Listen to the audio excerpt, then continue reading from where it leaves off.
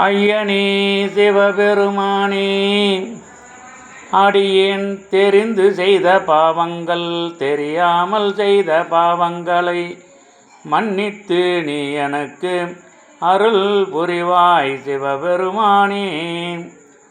அனுதினமும் உனை வணங்காமல் நான் காலத்தை வீணடித்து விட்டேனே.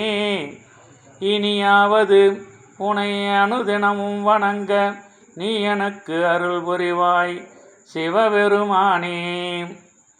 அனைத்து உயிர்களுக்கும் அனைத்து மக்களுக்கும் எந்த ஒரு சிறு உதவியும் செய்யாமல் சுயநலமாக வாழ்ந்து விட்டேனே.